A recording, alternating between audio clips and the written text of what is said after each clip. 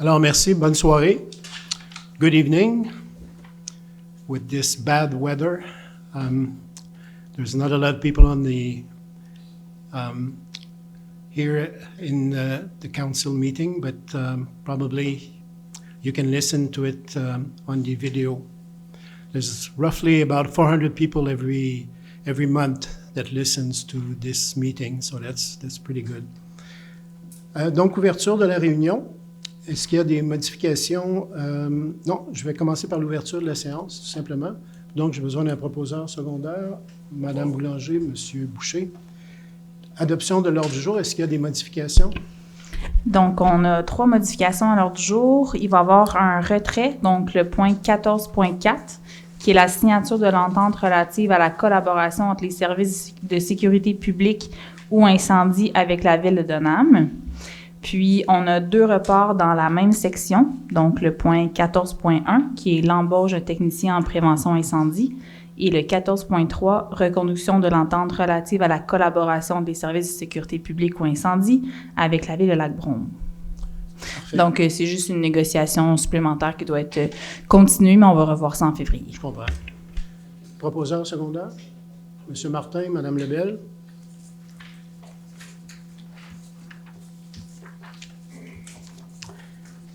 Alors, examen et adoption du procès-verbal de la dernière session du 3 décembre, qui était assez volumineux. Est-ce qu'il y a des proposeurs secondaires? Mme Auclair et M. Pavilanis. Ça nous amène au suivi d'intérêt public. Alors, quelques sujets, mais j'aimerais ça débuter l'année. Parce qu'au nom de tous les conseillers, puis de l'administration, de tout le personnel de la ville de Sutton, j'aimerais ça qu'on vous souhaite une bonne et heureuse année 2026. J'aimerais ça reprendre dans le calendrier que vous avez reçu. J'ai un petit mot du maire, puis je pense que je voudrais vous relire un petit passage justement sur les souhaits de l'année.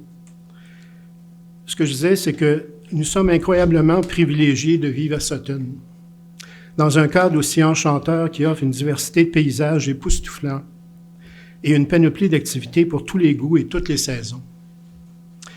Le dévouement des bénévoles, le dynamisme des organismes, l'implication des commerçants et des entreprises, l'esprit d'accueil et de solidarité, la créativité artistique et culturelle, la qualité des offres sportives et la richesse de notre patrimoine participent à notre bonheur collectif. Puis le mot bonheur n'est pas choisi innocemment. Je pense que Sutton est un endroit justement où on peut accéder à une forme de bonheur. Et le souhait, c'est que je souhaitais à tout le monde de goûter à ce bonheur tout au long de l'année 2026. We are truly privileged to live in Sutton in such an enchanting setting that offers a diversity of breathtaking landscapes and a wide range of activities for all tastes and all seasons. The dedication of volunteers, the dynamism of organizations, the involvement of merchants and businesses, the spirit of hospitality and solidarity, the artistic and cultural creativity, the quality of sports offerings, the richness of our heritage will contribute to our collective happiness. I hope we will all enjoy this happiness throughout this year. Effectivement, je crois que nous vivons dans un endroit ici exceptionnel et je pense que c'est chacun d'entre vous qui contribuez à cette richesse de vivre ici dans notre village.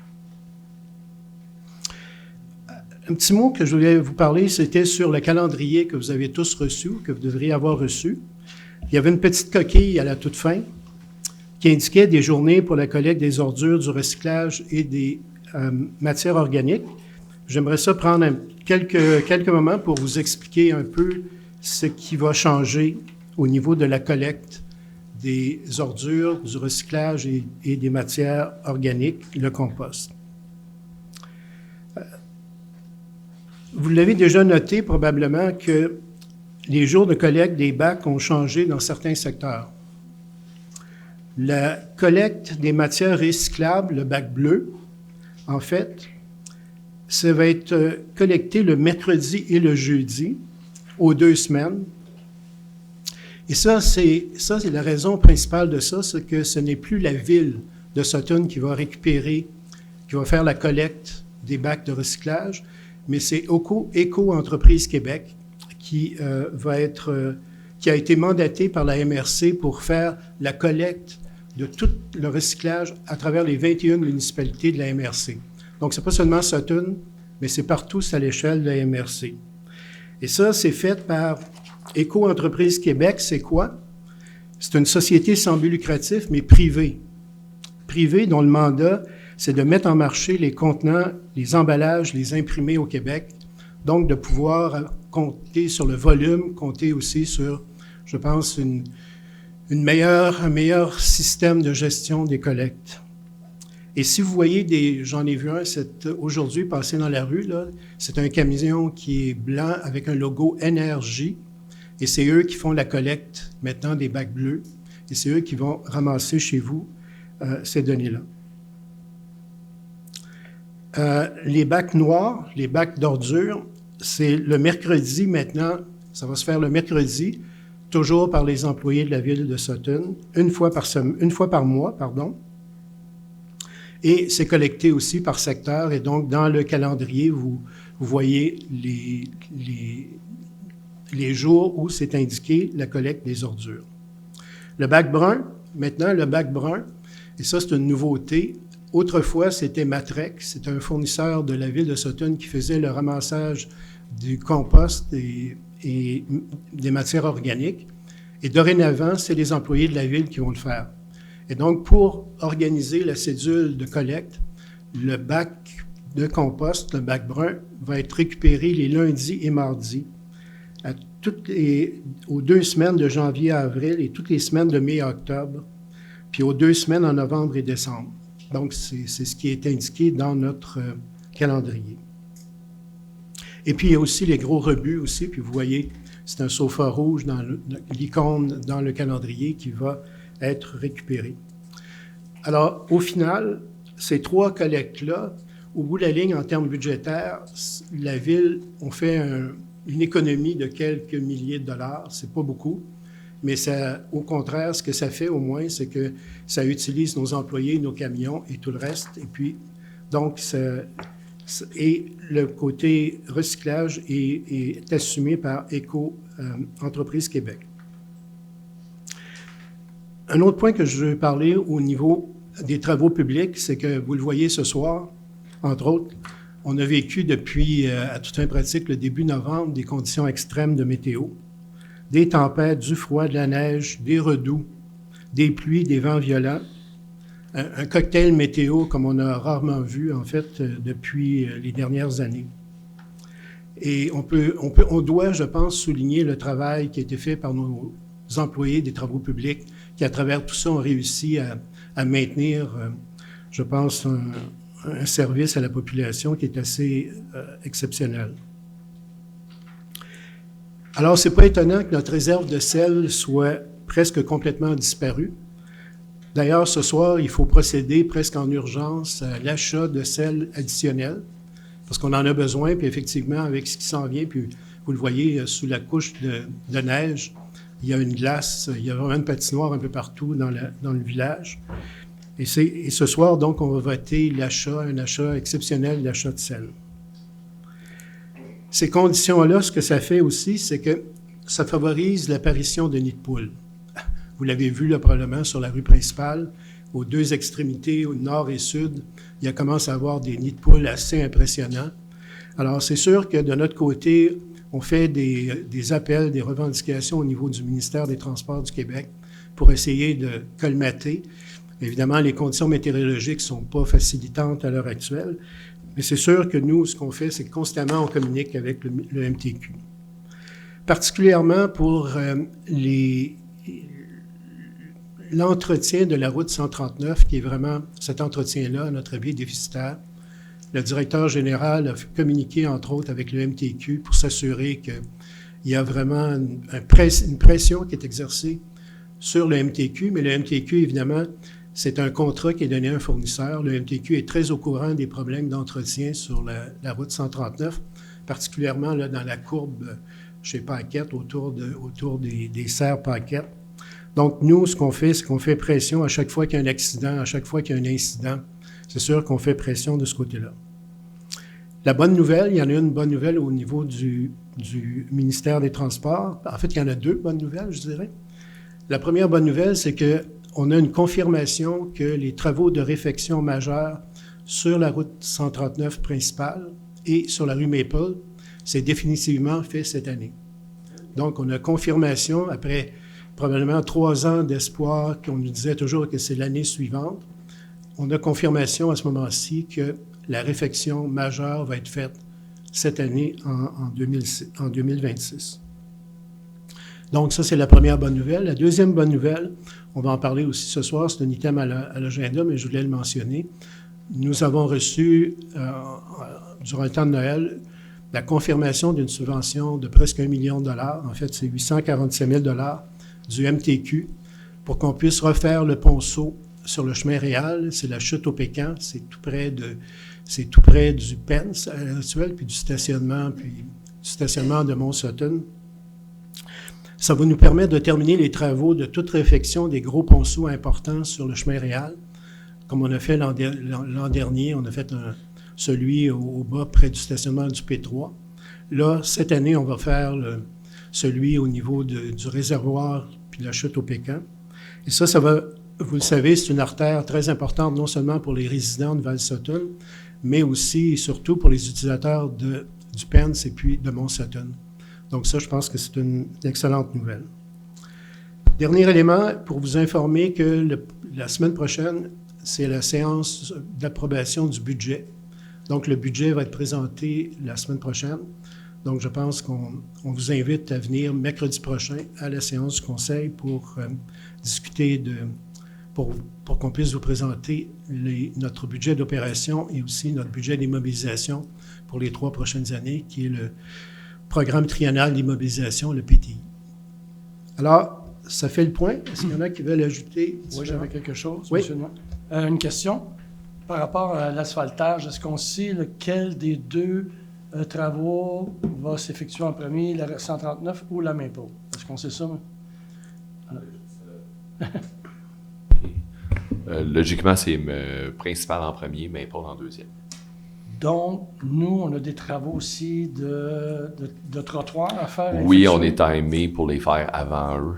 Donc, nous, dès qu'on peut le faire, les petits bouts de trottoir qu'on a besoin de faire, on va le faire. Donc, avril, mai, dépendamment de ce qu'il y en a. Puis par la suite, on se time pour être en mesure de le faire avant qu'eux arrivent.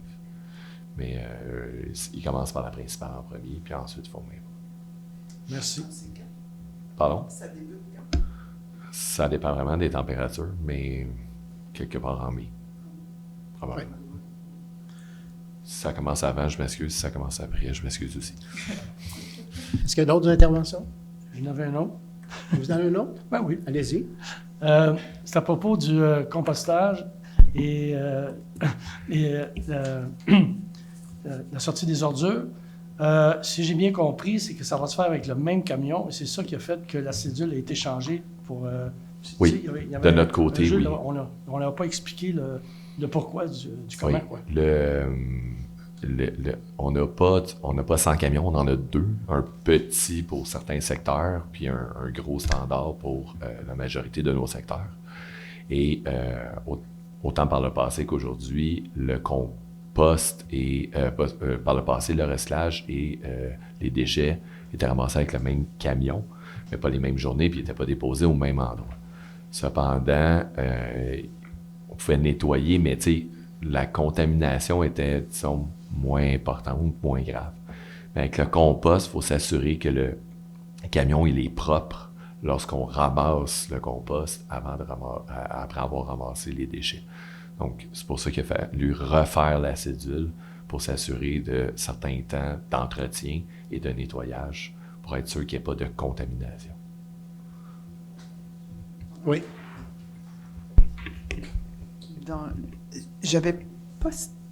J'avais saisi qu'on prenait le relais quand le contrat Matraque était terminé. Il est terminé. Il est terminé. On avait un contrat de 1 an renouvelable sur 3 ans total. Et l'année passée, on était à la 2e année, puis l'année passée, à l'automne, sachant qu'on a annulé le contrat, puis on n'a pas exercé le renouvellement du contrat. Merci. Ça va? Donc, période de questions. Si vous voulez vous avancer et puis donner votre nom et poser la question. Allô? Tout laisse le sort. Salut tout le monde. Dans le fond, je voulais savoir, vous disiez que vous allez faire les trottoirs, ça va être où exactement, sur Maple ou sur la principale avant? C'est ça? C'est une résolution qui a été adoptée en décembre, si je me souviens bien. C'est sur la principale et il s'agit de petits travaux qu'on est obligé de faire, petits travaux qui valent quand même, je ne me rappelle plus combien, là. Plusieurs dizaines de milliers de dollars, mais dans les faits, c'est, mettons, l'avancée qu'il y a devant la rumeur affamée, il faut la retirer. Fait qu'en la retirant, il faut refaire ce bout-là. La descente de Post Canada, il faut la soulever, donc il faut les faire. C'est tous ces petits points-là. Donc, c'est des corrections de trottoir plutôt que des travaux de trottoir. OK, je comprends. Il n'y a pas d'élargissement de trottoir. Il n'y a pas d'élargissement de trottoir. Ce sont l'autre coin, c'est le coin Maple, les descentes qu'il n'y a pas. Puis ici, là, on a des trottoirs brisés juste en façade. Donc, c'est vraiment ces 3 points-là demandés par la MTQ, plus lui qu'on en profite pour faire. Est-ce qu'il y a d'autres problèmes de trottoir ailleurs? Oui, je vous l'accorde, là. Mais on se concentre là-dessus, là, pour l'instant. Pour le moment. Oui. OK. Puis, je veux savoir, est-ce que vous avez, quand on parle de réfection, excusez mon ignorance, de quoi qu'on parle, est-ce que vous avez des plans de ce que la MTQ prévoit faire? Est-ce qu'il va y avoir des gros changements? Est-ce que ça va être vraiment différent? Ou? Non, ils ne font que retirer la couche superficielle. Donc, la première couche, peut-être un peu la deuxième, là, mais ils viennent égaliser, puis après ça, ils font la couche de dessus.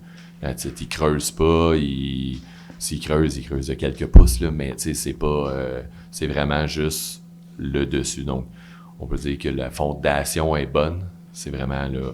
Parce que vous voyez les trous, donc c'est ça qu'ils vont venir corriger en retirant toute la surface du dessus quand on en remettre. Okay. Donc, la rue demeure, entre guillemets, telle qu'elle. Puis ça avait fait partie, là, j'avais expliqué de mémoire la dernière fois, quand on avait toute la question, quand c'était le règlement d'emprunt sur les trottoirs, on avait annulé le règlement d'emprunt finalement, puis on ne l'avait pas adopté parce que si on venait toucher justement à élargir les trottoirs ou changer des choses sur le trottoir, on avait beaucoup de contraintes du MTQ et ça faisait en sorte qu'on touchait très peu au trottoir, qu'on venait élargir certains triangles, puis que ça valait pas la peine, mais ça faisait en sorte quand même que ça retirait toutes les places de stationnement sur la principale. Fait que clairement, on n'était pas prêt à faire ça pour diverses raisons, là. Donc, est-ce que la rue principale va se ressembler après les travaux du MTQ? La réponse est oui, mais avec une asphalte neuve. Mais vous me devancez d'abord par rapport au stationnement. Est-ce que ça va ressembler à ça? Est-ce que la MTQ ça reste tel quel. Okay. Il va y avoir du marquage après là, à faire. Là, mais fait que le marquage va rester tel quel? Ben, une fois qu'il va être refait, oui. C'est ça, je veux dire, là, dans le sens qu'il n'y aura pas de stationnement de plus de retiré?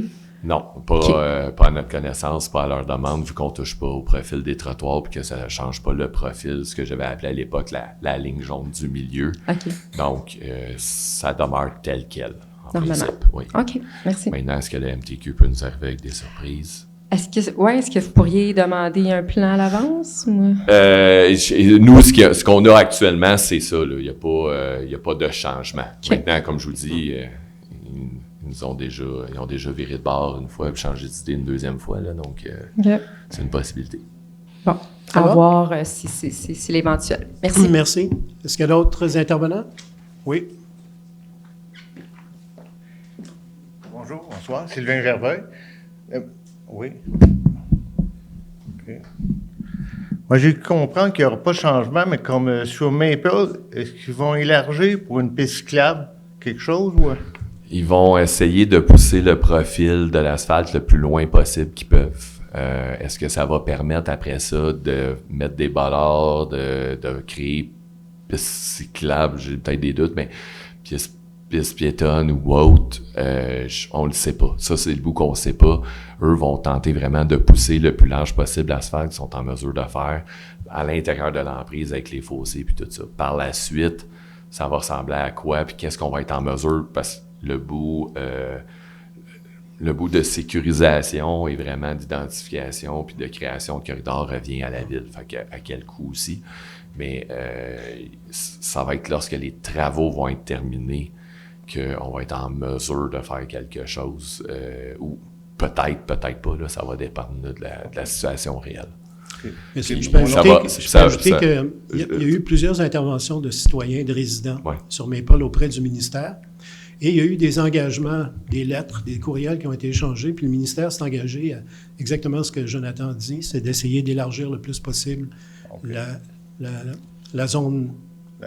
Parce que je vois, moi, tout le monde monte souvent, puis on voit les bicycles l'été, puis ils ont réparé l'accotement l'été passé. Oui. Ils ont fait ça, mais souvent, c'est pas évident des fois, là.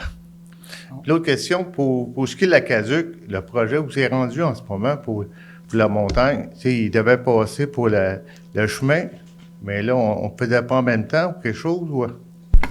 Il n'y a pas eu de développement? Oui, on n'est pas encore, on n'a pas encore terminé l'analyse, toutes les questions de financement, puis il y a quelques personnes qui se sont posées des questions, fait qu'on check peut-être d'autres solutions. On sait que certaines solutions ont déjà été vérifiées, on les revérifie parce qu'ils ont été vérifiés en 1980, donc est-ce que la technologie ou des choses ont changé? Ça fait un. Deuxièmement, les travaux du MTQ empêchent rien, dans le sens que si on a passé une canalisation, on ne la passera pas en creusant la rue. On ne défera pas le travail qui a été fait, ça va être par forage, par en dessous. Donc, ça va, au niveau des travaux du MTQ, ça va peu ou pas paraître, parce que c'est sûr que des fois, on va avoir certains regards à certains endroits, donc peut-être des petits carrés, mais en général, là, ils peuvent faire leur travail, puis on ne viendra pas détruire là, ce qu'ils vont avoir fait. Merci. Ça va? Merci beaucoup. Est-ce qu'il y a d'autres interventions? Ça va? Alors, on va passer au volet règlement. Le premier... Oui. Je vais peut-être juste souligner pour le bien des citoyens, par rapport à la piste cyclable ou à l'élargissement de la route, il y a eu beaucoup de représentations, ou quelques représentations qui ont été faites pour faire comprendre au ministère que quand les autres, ils disent « OK, on va prendre 1 mètre chaque bord », c'est ça qui était l'ancienne. Sauf qu'un mètre chaque bord, les autres, ils suivent leur ligne. OK? Puis quand la ligne va par l'intérieur, là, tu n'as plus de mètre, tu sais, tu l'as plus de ce bord-là, tu te retrouves avec 6 pouces, tu sais, puis l'autre bord, lui, il y a 1 mètre et 1 pied, mettons, tu sais. Fait que c'est comme ça, on essaie de faire passer que garde le mètre tout le temps. C'est ça qui est la difficulté, je ne dirais pas à faire comprendre au ministère, mais à faire accepter du ministère. Et c'est ça qu'on aimerait bien que ce soit. Ou, tu sais, si, je ne sais pas moi, en élargissant, il y a 2 mètres d'un bord, puis 1 mètre 30 de l'autre, bien, de conserver 1 mètre d'un côté, puis de jouer sa largeur toujours du même côté. Donc, peut-être 2 mètres, peut-être 1 mètre, peut-être 1 mètre et demi. Tu sais, je dis n'importe quoi, là, mais pour que vous compreniez de garder une stabilité d'un bord puis de jouer juste de l'autre. Fait que ça, c'est peut-être comme ça, on va être en mesure de savoir de quel bord on peut peut-être faire des interventions ou pas. Mais ça va vraiment dépendre du MTQ. On leur fait les représentations pour essayer de les orienter, des guider. Mais vous comprendrez qu'ils ont leur guide à peu près ça d'épais, puis ils essayent de suivre leur plan de match, puis ils sont pas très flexibles. On va dire ça comme ça. Si je peux rajouter aussi, le ministère des Transports du Québec s'appelle maintenant le ministère des Transports du Québec et de la mobilité active. Durable, excuse, DD, oui, c'est ça, MDD, oui. Alors, ça change un peu leur opinion puis leur mandat, qui fait que ça donnerait... Mon directeur n'a pas de l'arrêt sûr. Ça fait maintenant quelques années, je vous dirais que j'ai pas vu de changement. Oui, mais là, ils viennent de changer. Puis dans les non, ça fait plusieurs années que c'est le même. Là. Ça fait au-dessus d'un an. Ouais. S'il vous plaît. Madame Lebel. En fait, c'est juste... Je reste optimiste. Moi aussi, mais j'ai une question de clarification, sans rentrer dans les détails. Là. Si je comprends bien, c'est le surfaçage qui va être fait sur Maple. Alors, comment on peut leur demander de tasser si le fondement n'est pas fait? Dépendamment de ce qu'il y en est, ils sont en train de vérifier, mais ils vont peut-être jouer un peu sur les fondations de chaque côté, parce que de toute manière, en même temps, c'est des accotements, donc c'est pas tout à fait le même, t'as pas besoin de la même fondation. Fait qu'ils vont voir ce qu'ils sont capables de faire avec les budgets et autres. Mais c'est pas, est-ce que nécessaire? Clairement, ils viendront pas canaliser, mettons, des fossés, là, ils feront pas ça. Là. Ça va? Okay. Oui? Alors, je pense personnellement que le ministère des Transports, quand ils font des élargissements comme ça, c'est un travail sous-optimal. Et je suis parmi un certain nombre de personnes qui aimeraient voir, c'est peut-être des rêves, mais qui aimeraient voir une piste cyclable qui est à part du chemin, qui est protégée par un fossé ou par une autre route, mais qui serait une piste surtout cyclable, mais multifonctionnelle de la montagne jusqu'au village. Parce que tant qu'on reste sur le bord d'un chemin qui est provincial et qui est tellement occupé, moi, je pense que cette solution est sous-optimale. Évidemment, on va faire ce qu'on peut faire, on va regarder ce qu'on peut faire, mais moi, mon rêve, c'est de voir une piste qui est protégée, qui est séparée de la route. Parfait. Donc, on passe au règlement. 6.1 et 6.2. 6.1, c'est l'avis de motion pour des modifications au règlement sur la circulation et le stationnement. Qui donne l'avis de motion? Madame Lebel. Le dépôt du projet de règlement, essentiellement, c'est l'augmentation de pénalités. Alors, je demanderai à notre greffière de nous expliquer les 3 augmentations de... Donc, en fait, c'est une demande qui a été faite par la MRC. Ça va permettre, en fait, que le montant des amendes qui peuvent être imposées par la SQ, elle sera la même sur tout le territoire de Pont-Missisquoi. Donc, c'est les montants des amendes qui sont évidemment augmentés. Donc, on a celle pour les stationnements qui était avant entre 30 $ et 60 $ qui va être augmentée entre 60 et 120. Nous avons par la suite les sens uniques, donc qui étaient autrefois entre 100 et 200, qui va être maintenant entre 200 et 300. Puis, nous avons la dernière qui est les... C'est pas ça que j'ai dit? C'était 100 et 200. Non, maintenant, c'est 100 et 200. C'est l'autre qui est 200. Ah, pardon. C'est les usages exclusifs qui sont maintenant en 200 et 300. Puis, le sens unique, c'est 100 à 200, pardon. Puis, l'usage exclusif pour les stationnements réservés, les amendes peuvent être entre 200 et 300. Voilà. Parfait. Donc, j'ai besoin d'un proposeur secondaire. Oui. Pardon? Le dépôt. Ah, pour le dépôt aussi? OK. Je pensais que l'avis de motion, c'était une personne. Le dépôt également? OK. Madame Lebel. 6.3. Monsieur le maire, si vous me Oui. permettez un petit commentaire, par contre, la hausse a été faite à la demande de la MRC puis de la SQ, mais c'est surtout fait parce que la loi prévoit ça. Il y a eu des changements à la loi par le passé au niveau du Code de sécurité routière. Les anciens règlements qui étaient dans le fond appliqués dans toutes les villes, c'était pas les bons montants d'amende. Fait que techniquement, quelqu'un aurait pu juste contester en disant qu'il payait moins cher que ce que la loi prévoit, donc l'amende n'était pas bonne, donc ça annule l'amende. Fait que c'est ça la correction, c'est pour venir se coller à la loi. Parfait. 6.3, c'est l'adoption du règlement sur les dépenses liées aux élections. Alors, on parle déjà d'élections, donc on en a parlé la dernière fois. C'est maintenant l'adoption. On a donné l'avis de motion et le dépôt la dernière fois. Donc, qui propose seconde? Monsieur Boucher, Madame Boulanger. Adoption du règlement 349 sur la tarification de certains biens et services de la ville. C'est un document assez volumineux qui représente tous les biens et services que les citoyens peuvent se prévaloir, mais évidemment avec un tarif très précis. Donc, qui propose seconde? M. Martin et Mme Auclair.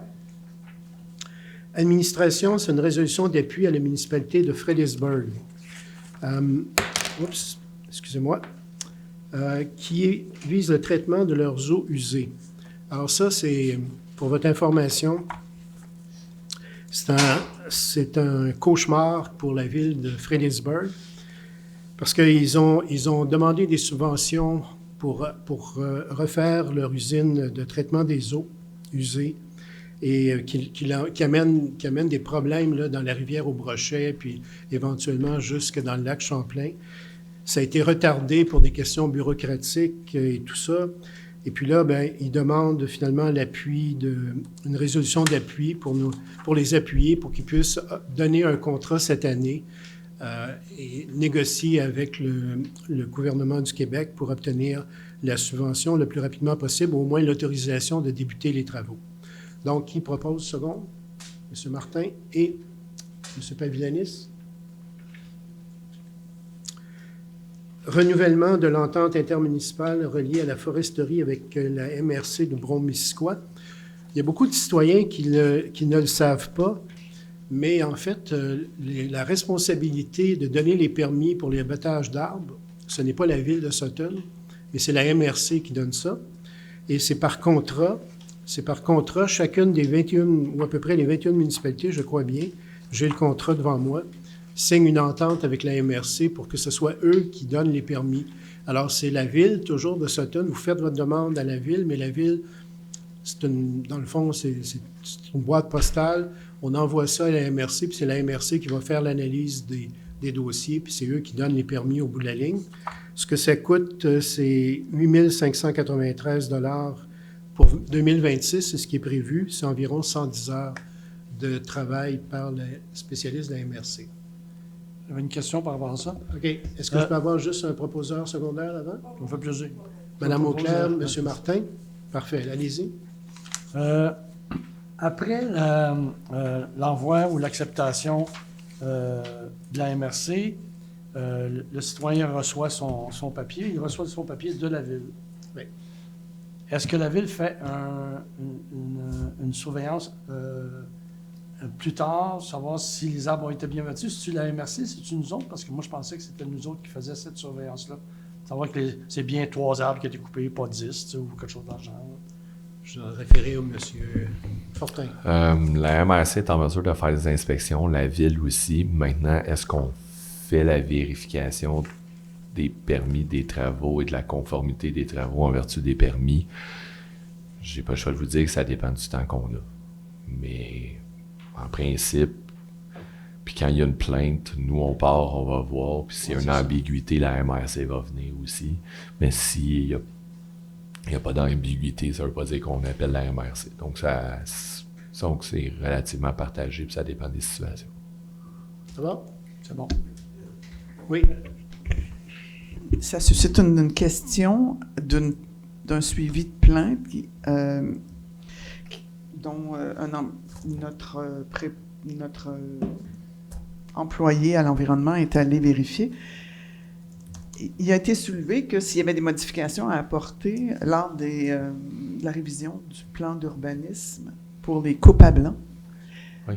Il y aura un suivi qui sera fait à cet égard? Ça va être à vérifier, mais en effet, actuellement, on a certaines règles concernant les coupes à blanc lorsque c'est des plantations, dans le sens que je connais pas les gens dans la salle à 100% pour savoir s'ils ont des plantations chez eux, mais vous pouvez pas arriver puis raser tous vos arbres. Mais certains terrains peuvent être considérés comme des plantations, il y a des critères derrière ça, puis quand c'est le cas, en général, on est en mesure de faire une coupe à blanc s'il y a de quoi. Dans le cas présent, puis le cas que vous soulevez, c'est que il y avait maladie et certains éléments problématiques, fait que la plantation, souvent rapport d'un biologiste, la plantation a été coupée à blanc au grand complet, mais il y a une replantation qui doit être faite de certaines espèces ou autres. Donc oui, maintenant, est-ce que c'est ça que vous voulez ou autre? Est-ce qu'il va y avoir une révision dans le plan d'urbanisme? On est en train d'évaluer, dans le plan d'urbanisme, excusez, dans les règlements de concordance, on est en train de réviser ça pour voir ce qu'il en est exactement. C'est peut-être une possibilité de dire que même si c'est une plantation, il ne devrait pas avoir de coupable. Merci. Ça me permet juste de dire une petite information aussi, c'est que mardi prochain, à la réunion de la MRC, le plan d'urbanisme va être présenté et va obtenir la conformité par rapport au schéma d'aménagement, donc ce qui va être la dernière étape pour le plan d'urbanisme et ce qui va entraîner justement la révision des règlements de zonage et de lotissement par la suite. Puis on va avoir une fenêtre de 6 mois pour faire les modifications du plan de zonage et de lotissement. Alors, ça nous amène à la trésorerie. 6.1, c'est le dépôt du rapport des dépenses autorisées, qui est un dépôt. 9.2, c'est le dépôt du rapport des paiements effectués. Et 9.3, c'est l'examen et approbation de la liste des comptes à payer, où là, j'ai besoin d'un proposeur et d'un secondaire. Alors, qui propose second? M. Martin, M. Boucher. Urbanisme et développement et aménagement du territoire. Le 10.1, c'est le dépôt du procès-verbal du comité consultatif qui s'est tenu il y a longtemps quand même, le 25 septembre dernier. 10.2, c'est une demande, on va regarder différents projets maintenant. Le 10.2, c'est un PIA, un plan d'implantation et d'intégration architecturale pour la rénovation d'un bâtiment principal sur le chemin de l'Age. C'est un revêtement extérieur. Est-ce qu'on a des photos? Oui. C'est un revêtement extérieur qui est modifié, plus la cheminée.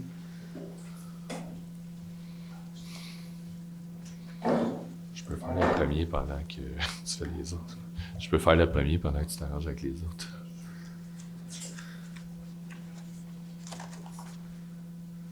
Excusez, quand on a monté le PowerPoint, il est sur ton autre écran, PowerPoint.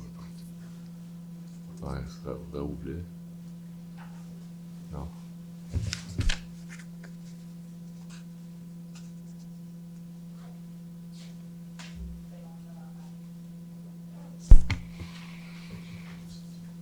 Donc, je peux combler les silences. Fait du temps. Je fais du temps.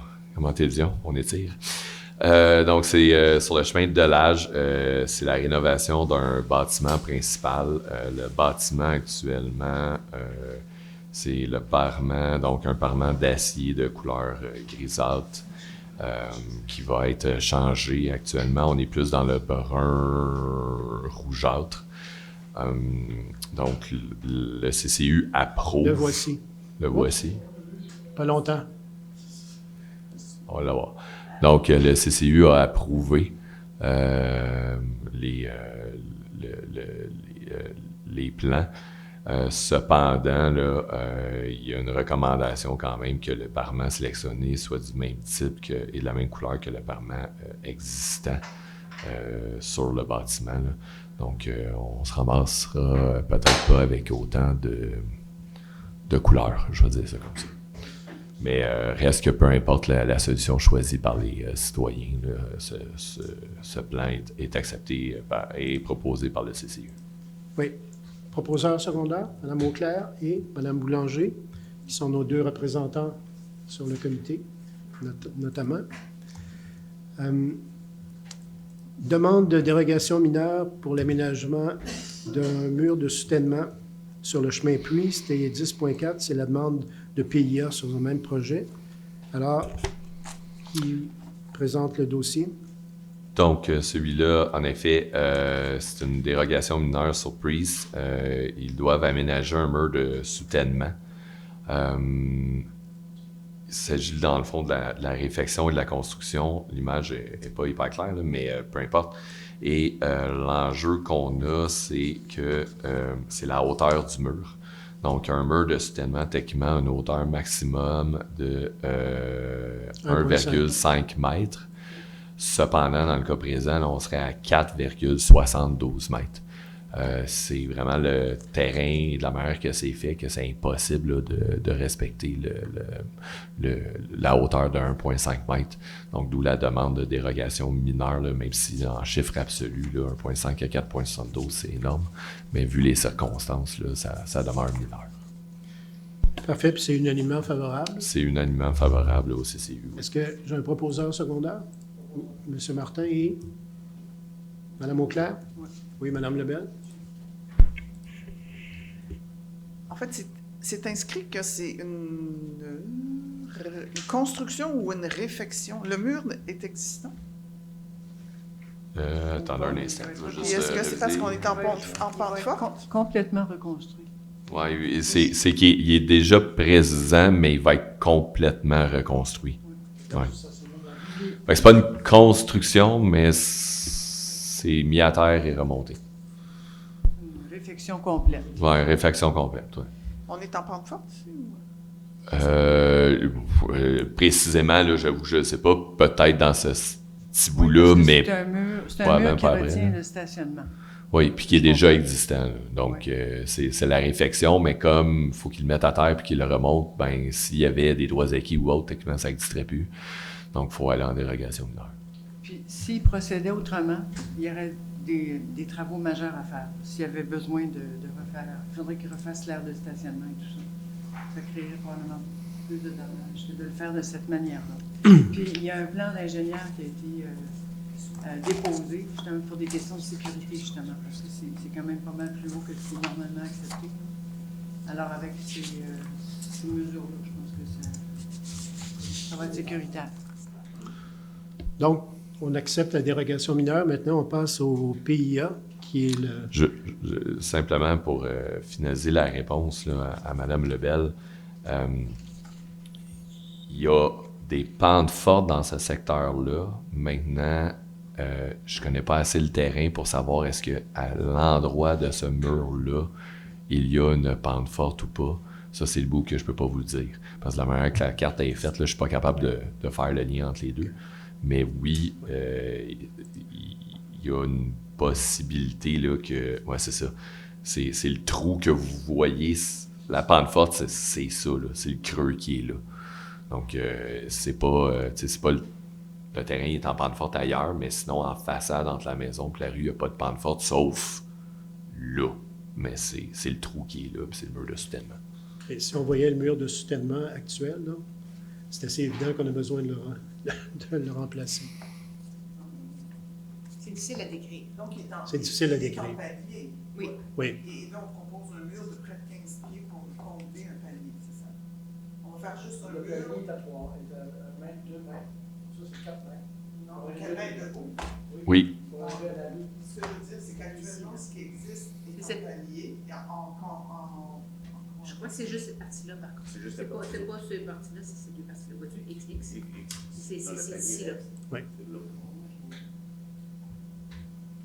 Ça se peut pas 4 mètres. C'est presque 15 pieds d'eau. Mais on l'a regardé, là. 12 mètres. Ouais. OK. Ben, OK. Est-ce qu'on est d'accord? Oui, je suis d'accord. Parfait. Alors, donc, là, ben, ça nous amène le plan d'implantation. Il va nous falloir un proposeur. Un proposeur et un pour la- secondaire. Oui. Madame Auclair et Madame Boulanger. Non, on l'avait dit. 10.3, on l'avait déjà. C'est Oui, 10.4 c'est qu'on a pas 10.4. fait. Oui, c'est ça. OK. C'est 10.4. Parfait. Oui. Alors, 10.5, ça nous amène sur une dérogation mineure. Puis, je suis assez content aussi de le présenter ce soir. Puis, le propriétaire est dans la salle aussi, actuellement. Donc, je pense que c'est une demande de lotissement qui nous a été faite au mois de novembre dernier, qu'on a regardé le plus rapidement possible pour justement trouver une solution qui était... Et la solution qui est envisagée, est-ce que tu veux en parler, Jonathan? Le lotissement? Ou... Donc, il s'agit d'un grand lot actuellement et il y aurait une séparation, là, on voit en vert et en bleu.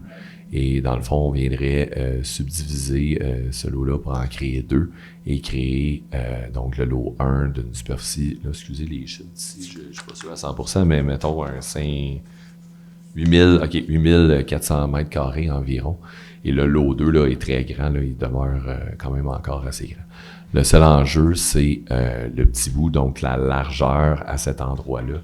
On parle d'une largeur de 9,44. Or, selon les normes au zonage actuellement, c'est une profondeur minimale en principe de 100 mètres.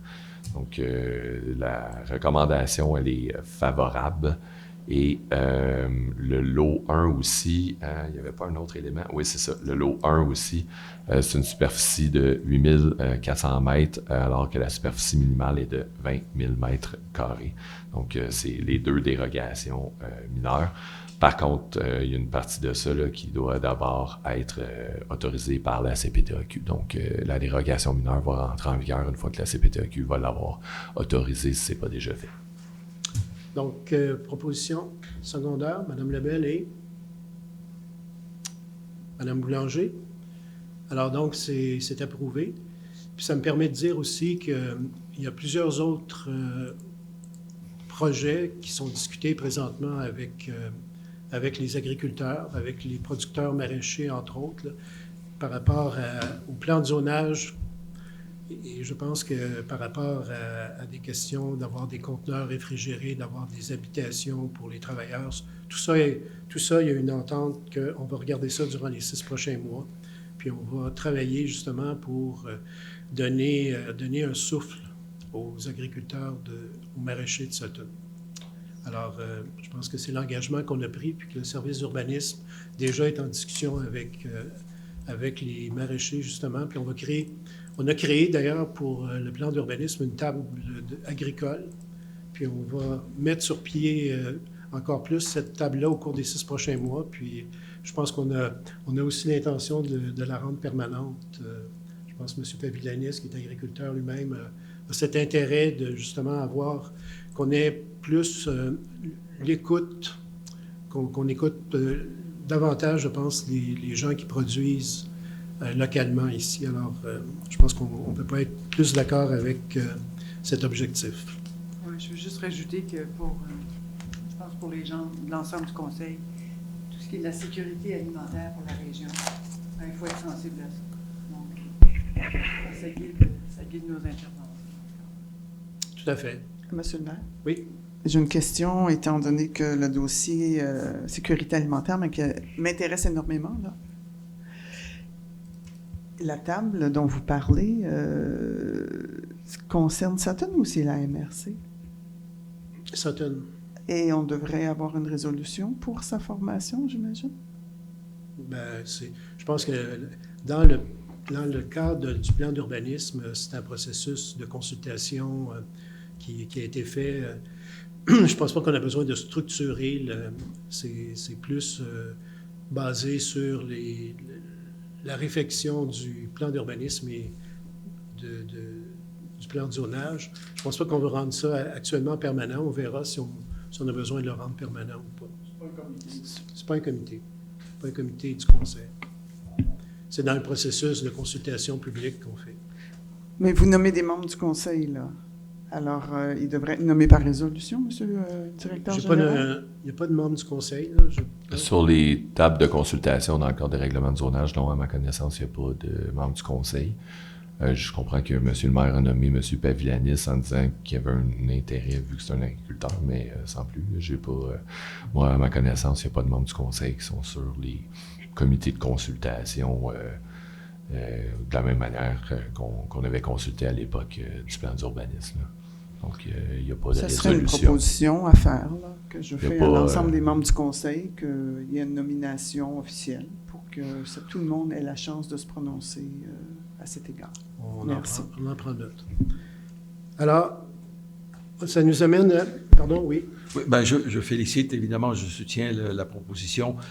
Je dirais que dans mes discussions, j'ai cru que il y a une volonté d'avoir une certaine permanence dans cette consultation. Est-ce que ce soit un comité ou un autre modèle, là, mais que ce ne soit pas juste limité aux consultations précises à ce moment-ci, mais qu'on a besoin d'un dialogue avec les agriculteurs qui perdure. Oui, effectivement. Puis, de toute façon, moi, je pense que c'est une approche par projet. D'ailleurs, sur le projet d'Hydro-Québec, actuellement, il y a aussi une table de discussion avec les agriculteurs. Donc, sur différents projets, là, selon les besoins, il y a des rencontres formelles et informelles. Chemin d'Ara, maintenant, 10.6, une dérogation mineure relative aux dimensions minimales d'un lot. Monsieur Fortin? Oui, donc, OK, parfait. Donc, c'est parce que je n'avais pas le bon dossier devant moi. Donc, il s'agit de diviser le lot en deux. Donc, le lot projeté numéro... actuellement, on a 2 lots. À gauche, vous voyez là, le lot en vert, qui est l'entièreté du terrain là, dans le bas et un petit peu à droite. Et en bleu, c'est un 2e lot qui appartient à un voisin. Là. Donc, c'est 2 propriétaires distincts. La volonté est donc de créer 2 lots, donc de prendre le grand lot en vert et de le diviser. Sur l'image de droite, là, c'est ce qu'on pourrait appeler le lot 1 projeté et le lot 3 projeté. En parallèle, ça n'a pas aucun impact là, sur la demande, mais en parallèle, le petit bout de verre qui est à droite, ils vont venir le vendre au terrain voisin pour qu'il puisse agrandir son terrain. Petit commentaire sur le lot 2, dans sa grandeur actuelle existant, il n'est pas conforme, mais il est en droits acquis, puis il n'y a pas de problème. En l'agrandissant, on n'a pas besoin de quoi que ce soit de la part du conseil. Nos règlements prévoient que si quelqu'un est non conforme, mais en droits acquis, puis qu'il y a un changement qui diminue la non-conformité, ce qui est le cas actuellement avec le lot 2 qui viendrait acquérir une partie du terrain voisin. Donc, on n'a pas besoin là, d'autorisation du conseil ou quoi que ce soit. Donc, Jonathan, juste clarifier qu'il est non conforme parce qu'il est trop petit. Oui, le lot 1, oui, le lot 2, en effet, actuellement, il est non conforme parce qu'il est trop petit. Donc, le lot 2 va être encore trop petit, mais va être moins trop petit. On va dire ça comme ça. Ensuite, pour ce qui est du lot 3, la grandeur est correcte, il n'y a pas de problème. Et pour ce qui est du lot 1, la grandeur aussi, la superficie est correcte, il n'y a pas de problème. Les dérogations mineures, ce sont les 2 où il y a les 2 cercles. On ne respecte pas la largeur minimale et les profondeurs minimales requises de 100 mètres et 60 mètres. Et comme on vient diviser le lot, faut techniquement que l'entièreté du lot, après sa division, soit conforme. Ce qui ne sera pas le cas, d'où la dérogation mineure à cause de ces 2 petits bouts-là. Ces 2 petits bouts-là existent déjà, c'est déjà la situation de fait.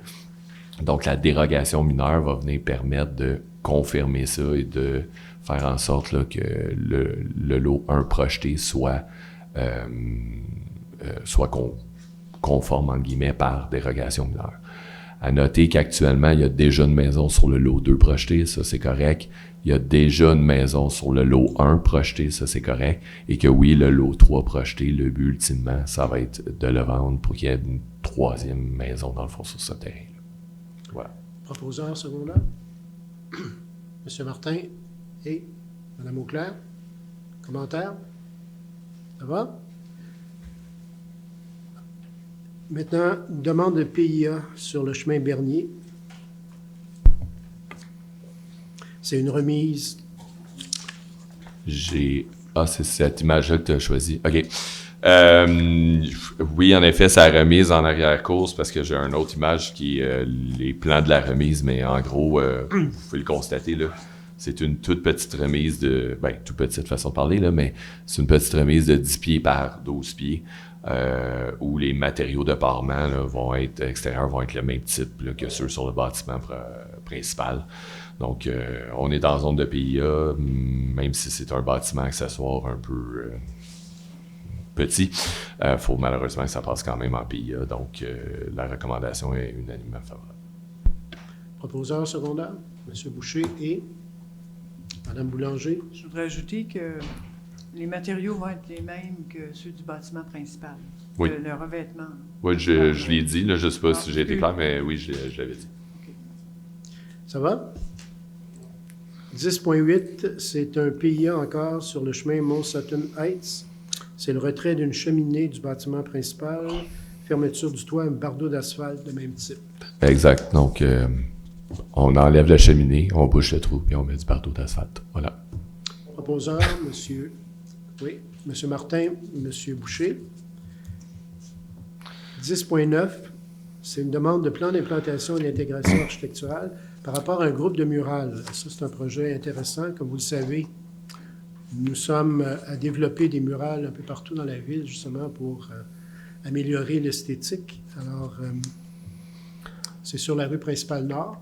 Oui, donc pour ceux qui connaissent le coin, là, c'est les murs en haut, c'est le mur arrière de ce qu'on pourrait appeler la SAQ, le Dolorama et tout ça, qui donne sur la friche ferroviaire, donc sur la voie ferrée, sur la piste cyclable. En bas, c'est le mur de côté, c'est une friperie qui est à cet endroit-là. Et vous l'avez pas là, mais il y a il y a un deuxième bâtiment aussi, qui est le côté latéral là, d'un des bâtiments dans ce coin-là. Je pense que c'est la pharmacie. Ouais, c'est ça, la pharmacie, j'étais comme sûr tout à coup. Donc, c'est les trois murs, à part de lui, en bas à droite, qui est sur le côté, les deux autres, là, c'est vraiment en arrière qui sont visibles. Surtout de la... oui, exact, c'est ce mur-là. Donc, eux autres sont surtout visibles là, de la voie ferrée, de la piste cyclable, mais même là, le mur sur le côté où il y a la friperie est visible là, vu le dégagement. Donc, les plans ça va être qui les artistes, ça va être ça va être quoi les concepts, etc. Tout ça n'est pas encore déterminé. Il y a... la résolution actuellement est simplement là, d'autoriser que ces lieux-là soient identifiés puis que les concepts puissent se baser sur ces lieux-là. Par la suite, tous les concepts et autres vont être établis avec les artistes qui vont être choisis et aussi, à date, toutes les murales ont été faites avec des groupes de citoyens. Donc, comme la murale qui est sur un mur temporaire à John Sleet, ça a été fait avec des jeunes. La murale de la Philtex aussi, l'Eclipse, a été faite avec des jeunes.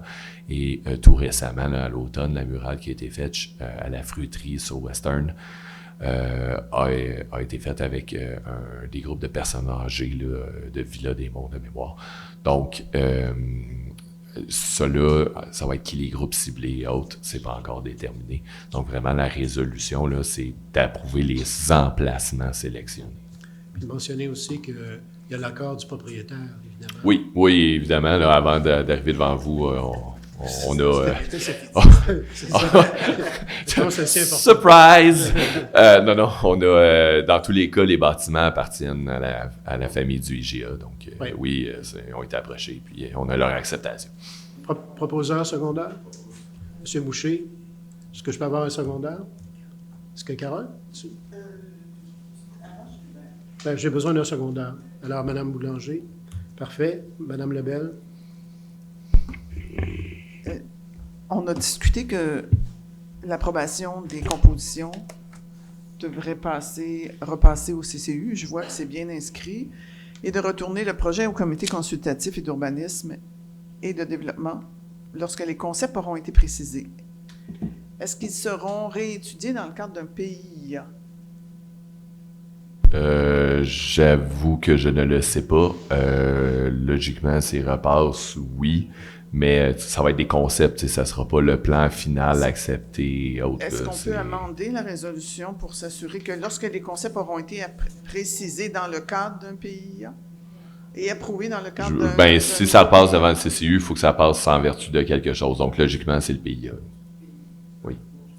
Là, vous parlez tout le monde en même temps. Est-ce que tu disais, Marie-Josée? Parce qu'on est...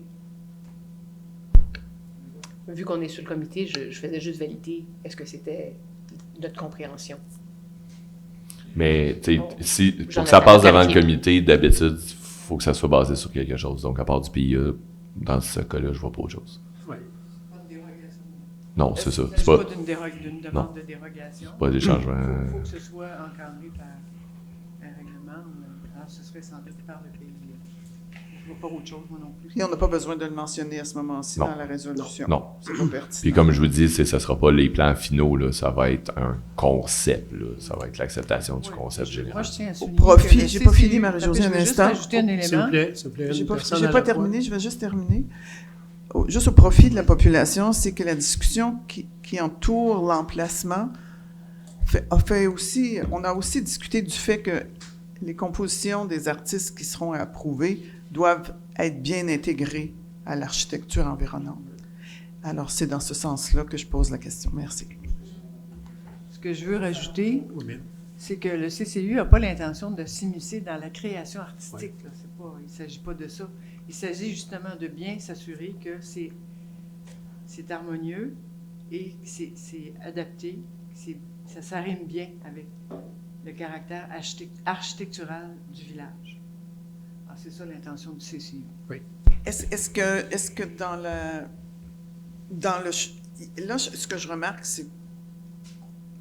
c'est beaucoup de visuels dans ce qui est proposé ici. Tous les murs sont remplis et à un moment donné, ça crée de la saturation visuelle. Là. Est-ce que si dans le choix, on pourrait penser qu'il pourrait en avoir moins, même si on approuve, je ne sais pas, là, 1, 2, 3, 4, 5, 6, 7, 8, là, on pourrait penser que c'est moins si on juge que l'intégration n'est pas bonne? C'est pour une raison X, Y, Z, oui, c'est une possibilité. Mais il faut noter que ce sont des murs qui sont, je vais dire, non encadrés. C'est vraiment des endroits où il n'y a rien d'autre. Il y a ces murs-là et il y a des stationnements, des stationnements de chaque côté. On n'est pas encadré de bâtiments de chaque bord ou autre. Là, fait qu'on est dans des espaces dégagés. Fait après ça, est-ce que ça va être pesant, lourd ou autre? Je ne sais pas, là, j'ai pas... mais c'est une possibilité que, vu le lieu, que ça demeure aéré, même si on vient, en guillemets, remplir le mur. Puis c'est pour ça aussi que le mur derrière la SEQ de Lorama, c'est pas un mur plein, c'est plus... Je sais pas si ça va être des scénettes ou quoi, là, j'ai aucune idée, évidemment, mais on voit des... Je vais appeler ça des cadres, là, il y a comme 6 cadres, fait que je comprends que ça va être... Ça va représenter là, certaines sections, mais ça sera pas un mur complet. Si je peux, je pense qu'on va en faire un à la fois, donc on aura l'opportunité de faire des changements au fur et à mesure si jamais il y a quelque chose qui est vraiment pas en ligne, mais il va y avoir beaucoup de consultations, donc il semble qu'on va avoir l'opportunité d'analyser ça. Ça nous amène aux travaux publics et immobilisation. Il semble que ça fait plusieurs fois qu'on confirme Patrick Roy. Non, c'est la première fois. Évidemment, je pense parce qu'on l'aime. Probablement qu'en 1930, quand il a été embauché, on l'a confirmé. Oui. Je m'excuse, Pat. Non, c'est... dans les faits, on est en retard.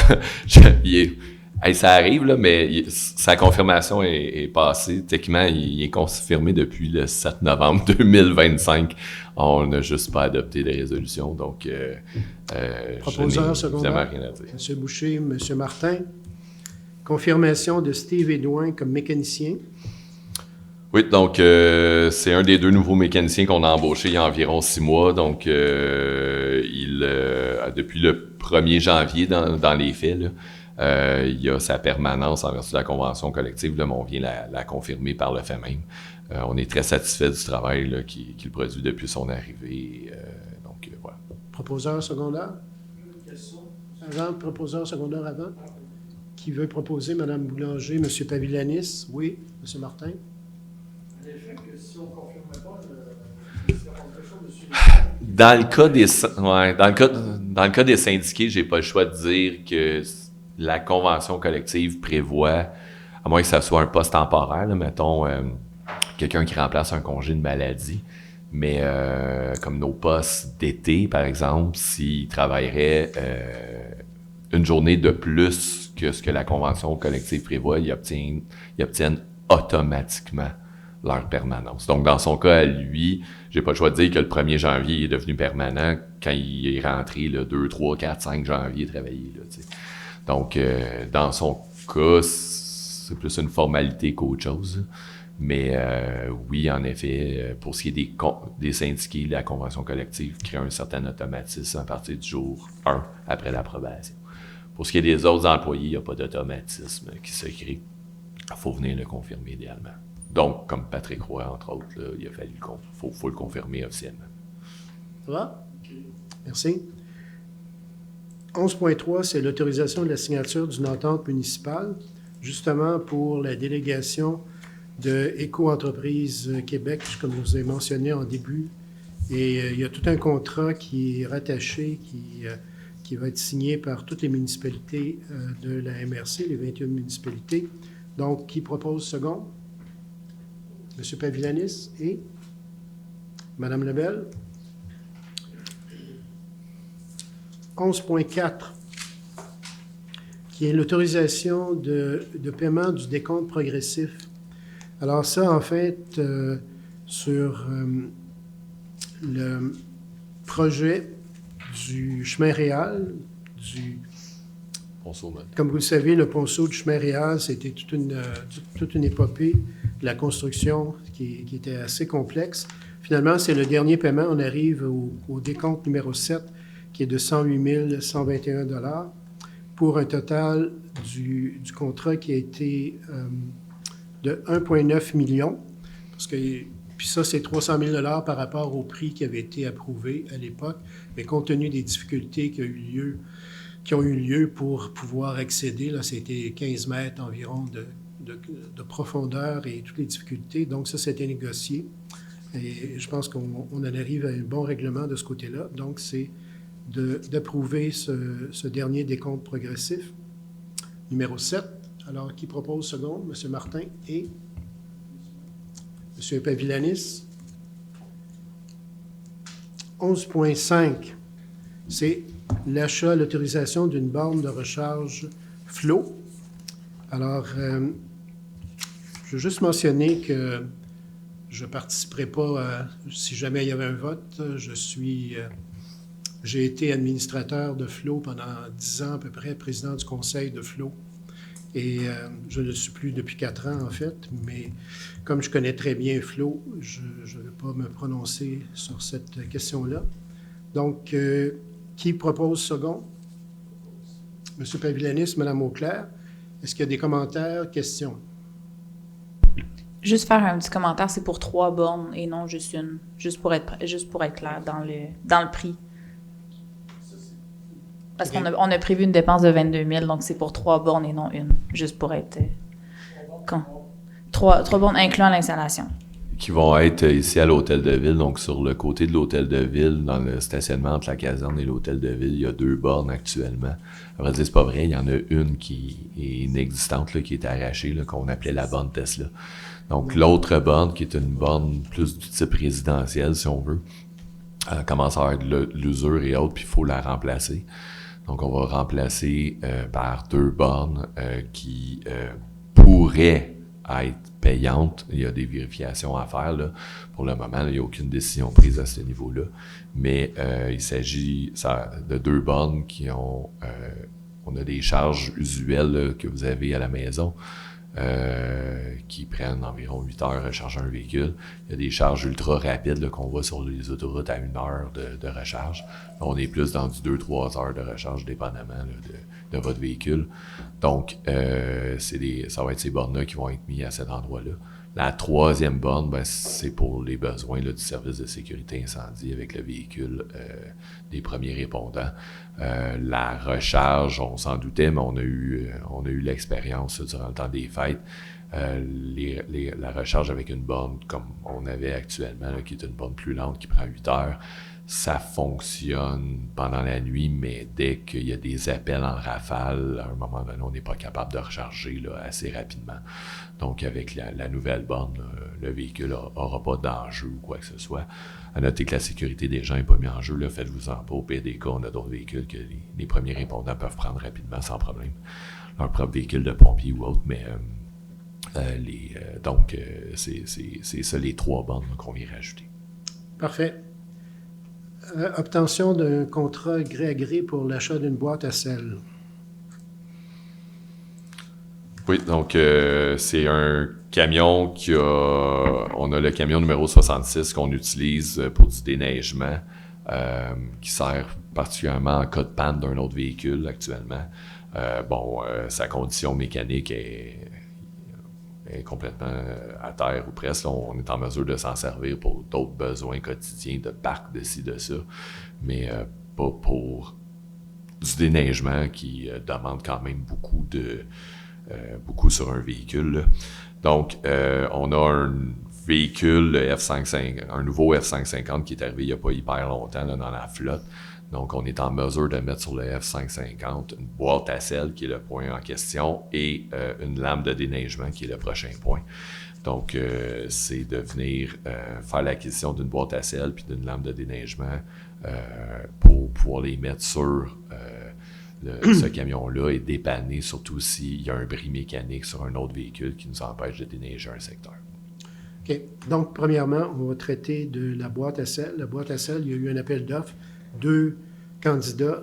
Le candidat le moins cher, c'est Robitaille Équipement, 17 299 versus 18 800, qui est à peu près 1 600 $ de différence. Donc, qui propose second? M. Pavillanis et Mme Lebel. Sur maintenant la lame de déneigement, là aussi, il y a eu un appel d'offres, 2 candidats, et il y a une différence d'à peu près 1 100 $ au bénéfice de Métal Place, qui est 31 340. Proposeur secondaire, M. Martin et M. Boucher. Oui, allez-y. Question. La lame de déneigement, je comprends bien, parce qu'à faire des moules de l'or, je dis bien que le déneigement, c'est quelque chose. Mais je comprends bien que c'est tout le système hydraulique qui va avec. Oui. C'est pas juste un bout de métal. C'est le support, le système, le fait qu'on puisse le lever, etc. Là, c'est l'entièreté du frame et autres. Oui. Non. Ça va? 11.8. L'attribution d'un contrat de gré à gré pour la fourniture chargement de pierres. Ça, c'est dans le cadre du projet d'aménagement des 3 réservoirs de protection contre les incendies qu'on a vus au milieu de l'an dernier environ. Oui. Ça fait partie du règlement d'emprunt. C'est juste que là, il faut aller acquérir de la roche et à noter là, que il n'y a pas plusieurs soumissions. Là, on n'en a rien qu'une. Il n'y a pas 100 carrières dans le coin. Puis on a pris la carrière qui était celle qui avait gagné l'appel d'offres l'année passée pour nos chargements en général. C'est un de nos fournisseurs, là, DGL. Oui. Là, ce que Jonathan dit, c'est qu'il y a un emprunt de 354 000 $ qui est passé, justement, par règlement d'emprunt. Pour les réservoirs, mettons, je fais des chiffrons, là, ont coûté environ 300 000 et il nous reste un 54 000. Là, dans les faits, c'est un peu plus que ça, là, parce que c'est 59 640 plus taxes. Mais tout ça rentre dans le règlement d'emprunt de 354 000. OK. Ça va? Il va nous falloir un proposeur. Proposeur secondaire, M. Martin et M. Pavillanis. 11.9, c'est l'autorisation de signature d'une convention d'aide financière avec le ministre des Transports. C'est ce que j'ai mentionné en début. C'est la subvention de 847 133 pour être plus précis, qui va nous permettre justement de financer probablement 50 de la mémoire. Jonathan? Oui, c'est évidemment. Oui, c'est ça. C'est jusqu'à un maximum de 50 La réfection du ponceau Pécan va être, entre guillemets, une sorte de copier-coller du ponceau mode. Ouais. Puis le ponceau mode, bon, il a coûté, en bout de ligne, il a coûté 1,9 environ. Donc, mais il y avait les soumissions étaient sorties à 1,6 à l'origine. Donc, le 850 000 représente presque 50 Exactement. Proposeur secondaire? Mme Auclair, Mme Boulanger? 11.10, c'est l'autorisation de dépenses pour remplir les réserves de sel de voirie. J'en ai parlé aussi. C'est un cas de 20 000 $ à l'heure actuelle pour procéder à cet achat. Proposeur secondaire, M. Boucher et... Je vais seconder si tout le monde se... Vous êtes fatigué? Vous êtes fatigué? Allez-y. Dans le sel de voirie, est-ce que ça va suffire pour la saison? Non. Non, c'est vraiment pour dépanner dans les faits à cause, bon, l'hiver a été plus hâtif cette année. Et donc, notre réserve de sel qui nous suffit habituellement, là, s'est vidée cette année. Le problème qu'on a, c'est que le budget est adopté la semaine prochaine. Donc, si on avait adopté le budget en décembre, vous l'auriez probablement pas vu passer, là, vu qu'on l'avait au budget. Mais actuellement, on n'a pas de budget, donc on doit se limiter à 1/12 du budget de 2025, puis ça représente environ 9 000 $, je me souviens bien. Là. Donc, 9 000 c'est pas suffisant pour les besoins dans ce qu'on a eu besoin cette semaine, de ce qu'on va avoir besoin la semaine prochaine, puis après ça, le temps de livraison. Donc, c'est pour ça qu'on a mis 20 000 plus taxes. Le but, c'est simplement d'aller se faire une réserve pour quelques jours / semaines, le temps que le budget arrive, qu'il soit adopté, puis que là, on puisse aller chercher ce qu'on a besoin pour finir la saison sans problème. Ça va? Maintenant, on passe aux greffes et affaires juridiques. 12.1, c'est la confirmation de Doriane Desbiens au poste de secrétaire au greffe. Et je pense que les recommandations de la greffière sont énormément positives. C'est mon bras droit, donc je peux juste voter pour sa confirmation, même si je n'ai pas de droit de vote.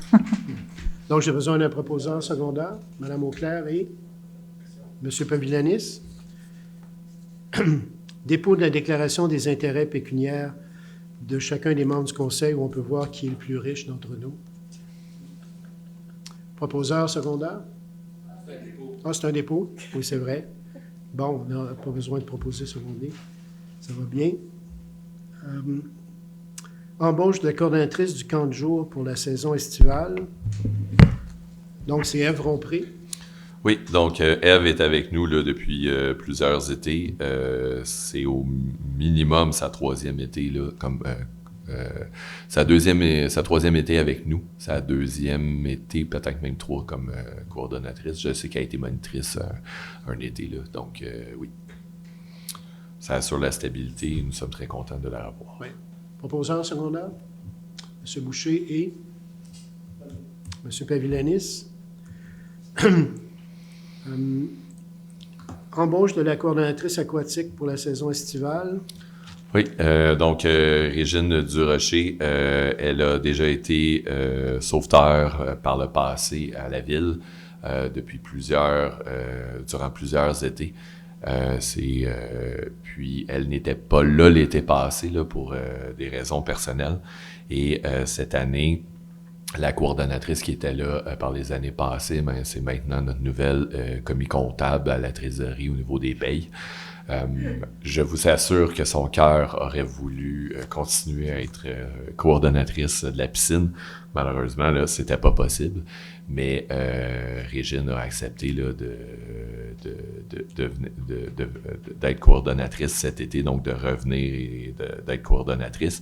Et dans tous les cas, évidemment, on a une collaboration interservice, fait qu'elle va être capable de poser des questions à Sarah s'il y a quoi que ce soit. Proposeur secondaire. M. Martin, M. Boucher. Désignation des représentants de la Ville auprès du Centre régional de services aux bibliothèques. Alors, c'est facile, c'est Jacqueline Foster. Proposeur secondaire. Madame Boulanger, M. Pavillanis. Jackie. Oui. Oui, bien sûr. Oui. À noter qu'il y a aussi la nomination d'une conseillère, là, parce qu'il faut nommer quelqu'un qui est responsable des opérations, mais il faut aussi nommer quelqu'un du conseil. C'est vrai, j'ai oublié.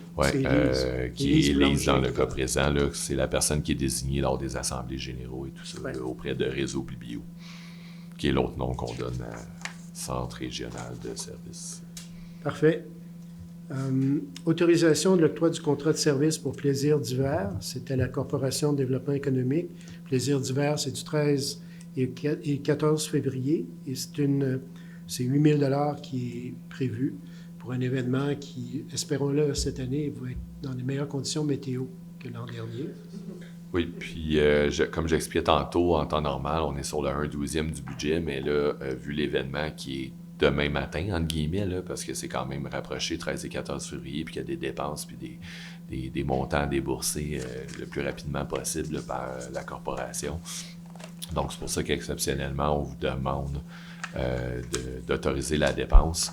Un peu comme l'autre dépense tantôt, on va aller chercher ça dans le surplus temporairement, puis dès que le budget est adopté, on va s'auto-rembourser là, sans aucun problème. Parfait. Donc, après ça, on passe au projet. Proposeur secondaire. Hein? Proposeur secondaire avant, pour Plaisir d'hiver. Proposeur secondaire? Je croyais qu'on l'avait déjà. Madame Auclair et M. Pavillanis. Reconduction, donc, de l'entente avec Fredericksburg. on a déjà une entente avec Fredericksburg au niveau du service incendie. Donc, c'est M. Carl Préfontaine là, qui est un de nos préventionnistes qui va faire de la prévention une journée semaine à Fredericksburg. Là, on a monté à 10 heures. Hein, c'est cette ville-là, j'avais comme un doute tout à coup. Donc, on est maintenant rendu à 10 heures là, avec Fredericksburg là, pour ce qui est du partage. Donc, il va travailler pour nous une journée, il va travailler 10 heures pour eux autres. Puis, dans les faits, là, on les a reportés, là, mais l'autre, c'est Lac-Brome, qui aura une entente aussi là, à venir. OK. Proposant secondaire? Je vous en ai proposé à M. Boucher, M. Martin. Donc, Lac-Brome, c'est reporté. Oui. Et c'est reporté également pour Donham. C'est un retrait pour Donc, ça Donham. nous amène à la deuxième période de questions, s'il y a des questions. Oui.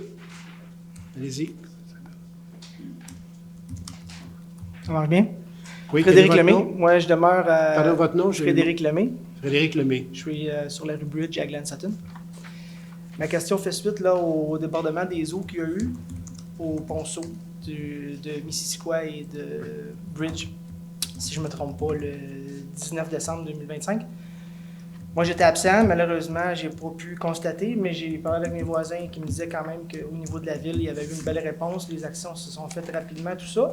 J'ai pas du tout là, de négatif à dire là-dessus. Mais je suis au courant que le ministère du Transport est venu à plusieurs reprises prendre l'état de la situation parce que les pierres en dessous du ponceau font vraiment remonter. La clairance diminue d'année en année. Puis on est tous inquiets sur la rue Bridge, là, en fait, on ne voulait pas qu'il arrive ce qui est arrivé. Puis malgré le fait que j'ai pu discuter avec eux autres du problème en mai dernier quand ils sont venus, il n'y a rien qui a été fait. Moi, je voulais savoir si la municipalité pensait faire des démarches auprès du ministère des Transports pour qu'un nettoyage soit fait et que la clairance soit meilleure pour éviter un incident comme celui du 19 décembre dernier. Oui, je peux dire qu'on est conscient du problème. Si vous vous permettez, on est même plus qu'en discussion avec l'MTQ, on est aussi en discussion avec le MSP, là, le ministère de la Sécurité publique. Okay. Parce que quand on parle d'inondation de résidence, ben là, la sécurité des gens entre en jeu, donc il y a une possibilité de... c'est le MSP aussi qui embarque à ce moment-là. En effet, il y a un nettoyage du ruisseau Corsair qui doit être fait par la MTQ en amont du pont pour venir creuser puis diminuer les chances. Mais on sait aussi que le MTQ a par le passé avait l'intention là, avec le MSP même d'agrandir le ponceau pour diminuer l'effet d'entonnoir. Okay. Et à notre connaissance, mais on ne sait pas pourquoi exactement, le MTQ a finalement décidé de ne pas procéder à l'agrandissement du ponceau. Donc, après le 19 décembre, nous, on les a relancés là, pour faire les vérifications au MTQ puis au MSP pour relancer le débat, pour s'assurer qu'ils viennent faire ce qu'ils ont à faire au niveau du ruisseau. Puis, excusez, je m'étouffe avec ma propre salive. Et aussi en même temps qu'ils viennent agrandir, que le MTQ remette sur la table l'agrandissement du passage, oui. Donc, on est en communication avec eux autres. Moi, d'ailleurs, il faut que je parle avec le MSP là, dans les prochains jours. Là, ils m'ont posé certaines questions. J'attends des réponses de mes services, mais dès que j'ai les réponses, je suis en mesure de leur parler. Parfait. Ça va? Merci. On parle du ruisseau Corsair. Oui, donc vis-à-vis la rue Bridge, il y a le ruisseau qui est l'autre bord de Vallée-Missisquoi, qui est le ruisseau Corsair, oui, c'est ça. Et c'est lui qui donne dans la rivière. Il donne dans la rivière Missisquoi à l'est de Bridge. Puis ce qui est arrivé le 19 décembre, c'est que avec l'amoncellement de matière dans le fond, vis-à-vis l'entrée du ponceau, comme moi, là, c'est plus en janvier, là, j'étais allé voir, mais il y avait, mettons, entre la neige et le bas du pont, il y avait à peu près 1 pied d'espace. Fait qu'il y a de la glace et tout ça, puis il y a de l'eau, mais ça vous donne une idée. Tandis que de l'autre côté, j'avais comme 3 pieds d'espace. Donc, on voit que vraiment, il y a une accumulation qui fait que l'eau doit monter plus haut pour ensuite se glisser sous le pont et aller de l'autre bord. Mais ce qui est arrivé le 19 décembre, il y a eu un flood, là, donc il y a eu une entrée d'eau majeure avec la température, les pluies, les vents, mais il y a aussi eu des arbres qui ont été arrachés puis qui sont venus bloquer. Donc l'eau, au lieu de passer par le ponceau, a soulevé, a tombé sur Missisquoi, sur le chemin Vallée-Missisquoi, et par les bancs de neige, a suivi un petit peu, a dérivé vers l'ouest juste un petit peu, et après ça, a descendu Bridge et est venu inonder certaines maisons, malheureusement. Oui. Juste pour donner... Vous pouvez parler dans le micro, s'il vous plaît, pour le là-dessus. bénéfice de... Juste pour donner une idée de la situation, il y a des travaux qui ont été effectués là, en 2000. La clairance en dessous du pont était d'environ 7 pieds. Aujourd'hui, il en reste 3,5. Bon. Avec la roche. Là. Je ne parle pas de l'eau, de la neige, de la glace. Là. Je parle vraiment du fond rocheux. Il reste 3,5 pieds sur 7 là, en 25 ans. Okay. Ça a de l'allure avec le visuel que moi j'avais. Malheureusement, moi j'avais de la neige, mais ça, on est à peu près dans les mêmes. Ça, c'est un exemple d'érosion puis de ruissellement. Oui, comment exact. ça peut justement bloquer Oui. des voies d'écoulement, puis ça peut poser des problèmes. Fait que c'est pour ça que oui, il y a des travaux à faire pour venir, les pentes. venir redescendre le fond, mais l'agrandissement aussi, parce que veut pas un effet d'entonnoir vient faire en sorte que tu viens augmenter ton accumulation ou accélérer ton accumulation au fil du temps. Donc, en venant agrandir, ça va aider probablement à libérer un peu plus puis à ce que les matières circulent mieux. Mais j'avais remarqué, moi, que le ruisseau courseux, en amont, là, oui. Il y a les pentes sont très encavées. Oui, ça arrive assez vite. Là. C'est sujet à de l'érosion forte. Là, et ça doit causer une bonne partie du problème. Là. Parfait. Alors, on est rendu à la levée de l'Assemblée. Qui propose second? Monsieur Pavilanis, Monsieur Boucher. Merci beaucoup. Merci pour votre présence. Merci.